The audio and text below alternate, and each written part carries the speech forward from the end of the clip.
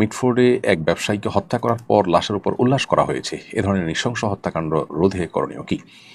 দেখুন, এর জন্য সূরা বাকারার 179 নম্বর আয়াতের বাস্তবায়নের কোনো বিকল্প পথ আমাদের সামনে নেই। আল্লাহ বলেছেন, ওয়ালাকুম ফিল কিসাসি হায়াতুন ইয়া উলিল আলবাব লাআল্লাকুম তাত্তাকুন, হে জ্ঞানীরা, হে বুদ্ধিমানেরা, তোমাদের জন্য কিসাসের মধ্যে জীবন রয়েছে।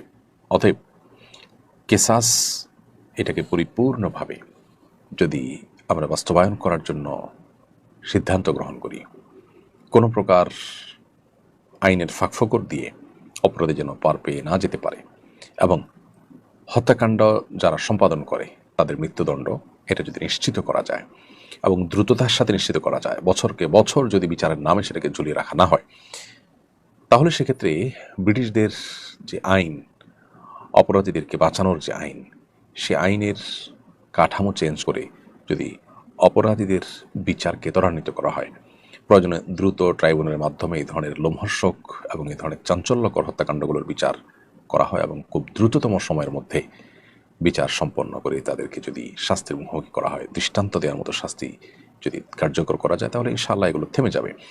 আমরা এরকম বহু ঘটনার কথা জানি, কিন্তু এই ঘটনাগুলোর পর আমাদের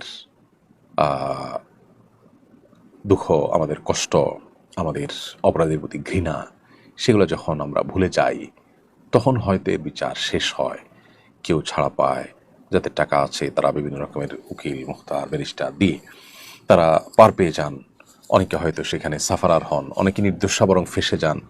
তো আমাদের দেশে এই বিচারহীনতার কালচার এবং বিচার বিলম্ব হওয়ার কালচার, এগুলোর কারণে কিন্তু এই ধরনের অপরাধ কোনোভাবে কমছে না, থামছে না। বিধায় বিচারের দৃষ্টান্ত স্থাপন করা ছাড়া এ ধরনের পরিস্থিতিকে উত্তরণের কোনো পথ আমরা দেখছি না। আল্লাহ আমাদেরকে হেফাজত করুন। খুবই ভয়াবহ একটি চিত্র যেটি পত্রপত্রিকায় উঠে এসেছে, আমরা অনেকে যেটা দেখেছি।